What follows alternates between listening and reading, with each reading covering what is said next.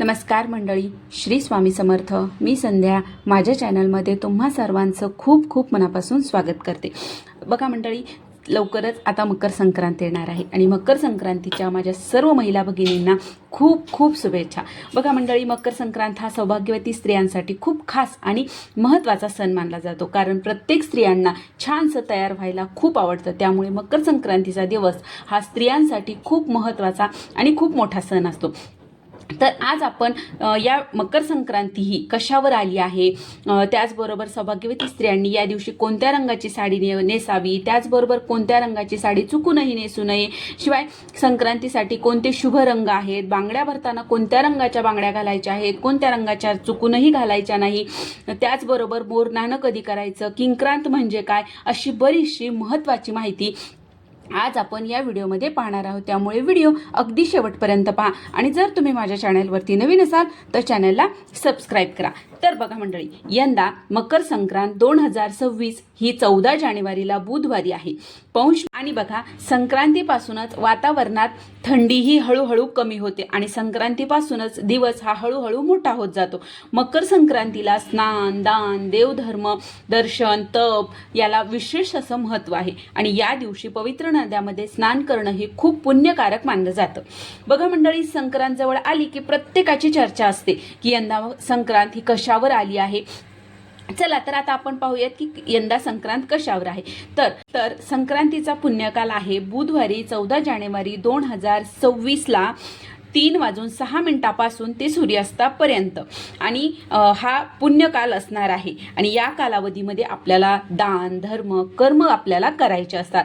बघा मंडळी, हिंदू धर्मात संक्रांत ही एक देवता मानली जाते आणि प्रतिवर्षी ही येताना वेगवेगळ्या वाहनावर बसून येत असते. यावर्षी मकर संक्रांत ही वाघावर बसून आलेली आहे आणि मकर संक्रांतीचे वाहन हे वाघ आहे, उपवाहन हे घोडा असेल. तिने पिवळ्या रंगाचे वस्त्र परिधान केलेले असून हातामध्ये गदा घेतलेली आहे.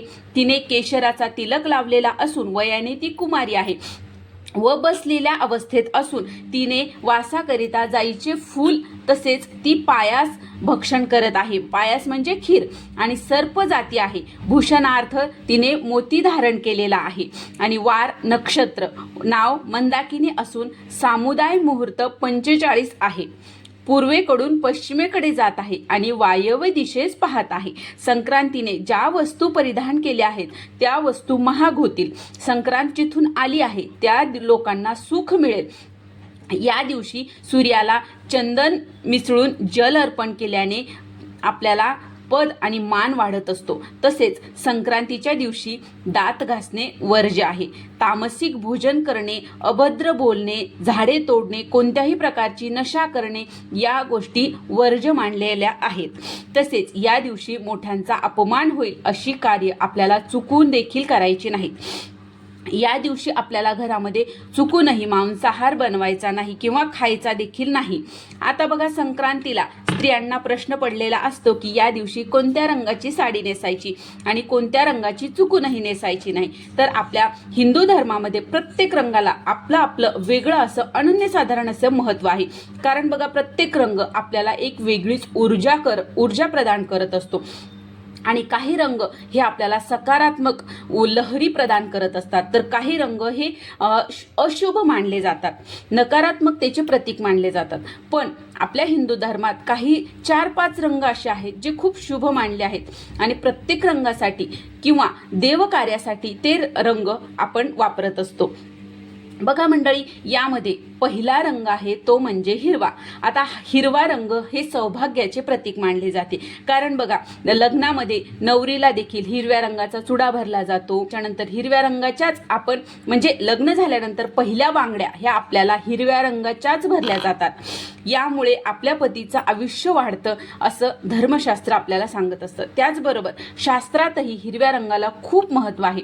आपण जेव्हा देवीची ओटी भरतो तेव्हा सुद्धा आपण हिरव्या रंगाचा ब्लाऊज घेतो, हिरव्या रंगाची साडी घेतो, हिरव्याच रंगाच्या आपण ओटीवर सुद्धा बांगड्या ठेवल्या जातो. त्यामुळे शक्य असल्यास बघा मंडळी, शक्य असल्यास तुम्ही या दिवशी हिरव्या रंगाची साडी तुम्हाला शक्य असल्यास आवर्जून तुम्ही नेसू शकता. पण बघा, हिरव्या रंगाची साडी जर नसेल तर आपल्याला हिंदू धर्मशास्त्रामध्ये लाल रंग सुद्धा खूप शुभ मानला जातो. तुम्हाला रोज देवांची पूजा करताना किंवा कोणतीही आपण जेव्हा पूजा मांडतो तेव्हा पाटावरती आपण लाल रंगाचे वस्त्र आपण अंथरवतो आणि नंतर पूजा करत असतो. तर बघा, आणि लाल रंग हा सर्व देवी देवतांचा अतिशय आवडता रंग मानला जातो. माता लक्ष्मीला सुद्धा अत्यंत प्रिय असा हा लाल रंग आहे. आणि लाल रंग हा सौभाग्याचं, उमंग, ध्येय आणि नवीन जीवनाचे प्रतीक मानला जातो. त्याचबरोबर आपण आपल्या सौभाग्यातील सर्वात महत्त्वाची गोष्ट म्हणजे आपलं कुंकू. कुंकू हे आपलं सौभाग्याचं प्रतीक असतं आणि त्याचा रंग सुद्धा लाल असतो. त्यामुळे लाल रंग सुद्धा अतिशय महत्त्वाचा मानला जातो. जर तुम्हाला शक्य असेल तर तुम्ही लाल रंगाची साडी सुद्धा नेसू शकता.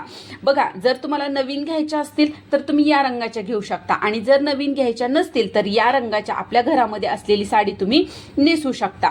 त्यानंतर पुढचा रंग आहे केशरी रंग. बघा, केशरी रंगाची साडी सुद्धा या दिवशी तुम्ही नेसू शकता. बघा, केशरी रंग हा त्याग आणि ज्ञान, शुद्धता आणि सेवेचे प्रतीक आहे. छत्रपती शिवाजी महाराजांच्या सेनेचा ध्वज रामकृष्ण आणि अर्जुन यांच्या रथाचे ध्वज केशरी होते. कारण केशरी रंग हा शौर्य आणि बलिदान आणि वीरता यांचे प्रतीक मानला जातो. जर तुम्हाला शक्य असेल तर तुम्ही केशरी रंगाची सुद्धा साडी नेसू शकता. त्यानंतर स्त्री वर्गाचा सर्वात आवडता रंग म्हणजे गुलाबी रंग. गुलाबी रंग हा सर्व स्त्रियांना अतिशय भावणारा असा रंग आहे.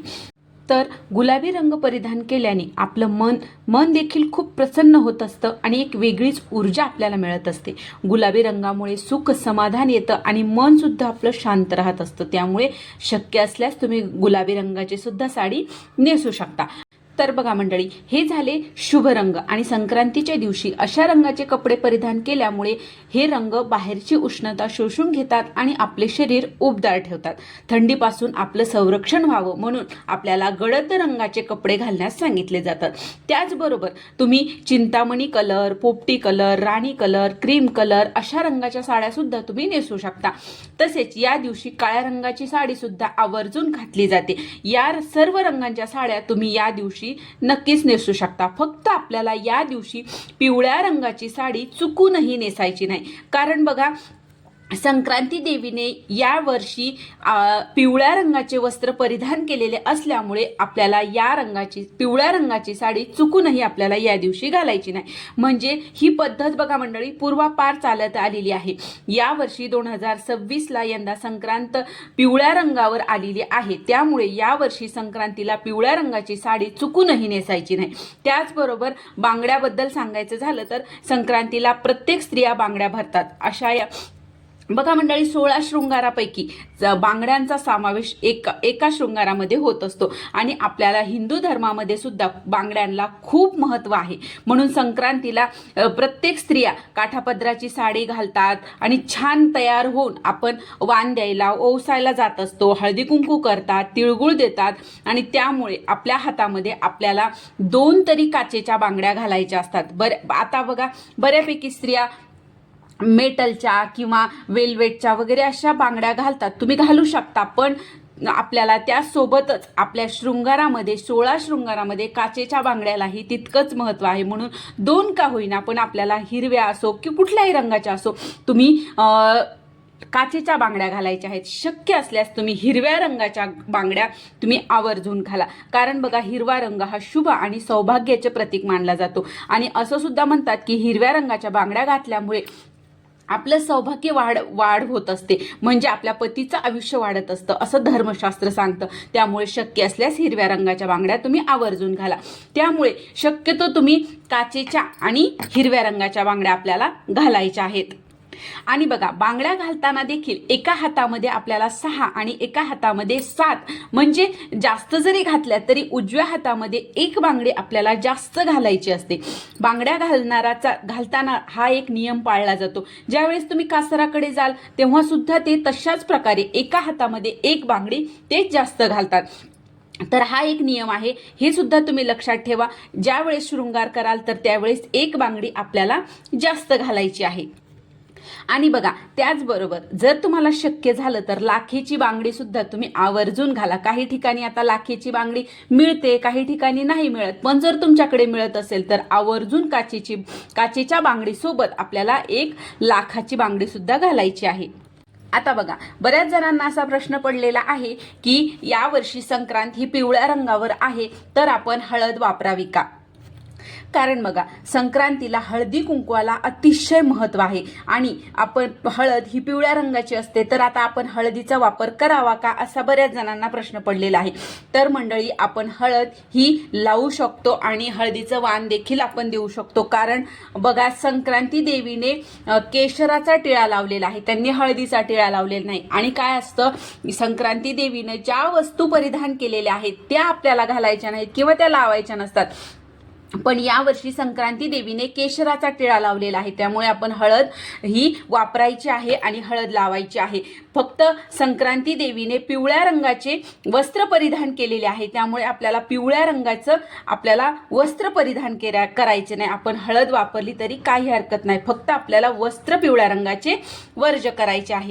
त्याचबरोबर बघा आपल्या सणासुदीला याला आपण दागिने घालत असतो, कारण दागिन्याशिवाय आपला कुठलाही शृंगार हा पूर्ण होतच नसतो. आणि सोन्याचे दागिने देखील पिवळ्या रंगाचे असतात. तर आता बऱ्याच जणांना असा प्रश्न पडतो की दागिने घालावे का? तर तुम्ही दागिने अवश्य घालू शकता, कारण फक्त आपल्याला वस्त्राचा जो रंग आहे तो आपल्याला पिवळा वर्ज करायचा आहे. सोन्याचे दागिने असो हळद असो आपण वापरायची आहे. या वर्षी मकर संक्रांती देवीने मोती धारण केलेला आहे त्यामुळे तुम्ही मोत्याचे दागिने चुकूनही धारण करू नका.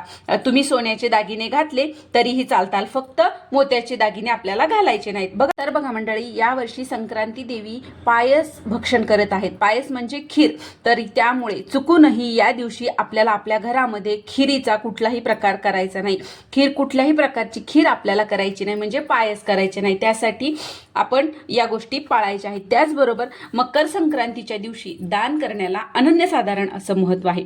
बुधवारी 14 जानेवारीला मकर संक्रांत हा सण साजरा केला जाणार आहे, तर गुरुवारी 15 जानेवारी रोजी करी दिन म्हणजे किंक्रांत आहे आणि हा सण साजरा केला जाणार आहे.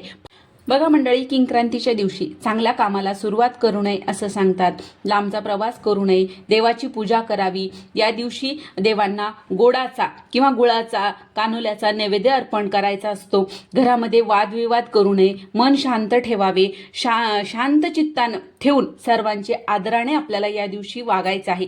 कुलदेवीचा योग्य तो मान सन्मान करून त्यांचं पूजन त्यांचं नामस्मरण आपल्याला या दिवशी आवर्जून करायचं आहे. त्यानंतर बघा मंडळी मकर संक्रांतीपासून ते रथसप्तमीपर्यंत हळदी कुंकू साजरा केला जातो आणि घरात बाळ जन्माला आल्यानंतर येणाऱ्या पहिल्या संक्रांतीचे खूप महत्त्व असते. या दिवशी लहान मुलांना बोरन्हाण घातलं जातं. परंपरेनुसार ज्या पद्धतीने नवविवाहितेला हलव्याचे दागिने घालून सजवतात त्याचप्रमाणे लहान मुलांना सुद्धा काळे कपडे घालून हलव्याचे दागिने घातले जातात. हा लहान मुलांचा कौतुक सोहळा असतो. बाळाचा जन्म झाल्यानंतर पहिल्या संक्रांतीला बोरन्हाण घातलं जातं आणि हा एक शिशु संस्कारातील एक संस्कार मानला जातो. बघा यामुळे लहान मुलांना उत्तम आरोग्य लाभतं. त्यामुळे बोरन्हाण घालण्याची परंपरा ही पारंपरिक पद्धत आहे. बोरन्हाणासाठी कोणत्या मुहूर्ताची गरज भासत नाही. बाळ अगदी लहान असल्यापासून ते काही ठिकाणी 5 वर्षापर्यंत घातलं जातं, काही ठिकाणी 3 वर्षापर्यंत. जशी तुमच्याकडे पद्धत असेल त्याप्रमाणे तुम्ही बोरन्हाण घालायचं आहे आणि संक्रांतीपासून ते रथसप्तमीपर्यंत आपल्या सोयीनुसार आपण हे बोरन्हाण करायचं असतं. तर बघा मंडळी ही होती काही अतिशय छोटीशी महत्त्वाची माहिती जी मला आज तुमच्यापर्यंत पोहोचवायची होती. जर तुम्हाला हा व्हिडिओ आवडला असेल तर व्हिडिओला लाईक करा, जास्तीत जास्त लोकांपर्यंत हा व्हिडिओ शेअर करा आणि माझ्या चॅनलला सबस्क्राईब करा. श्री स्वामी समर्थ.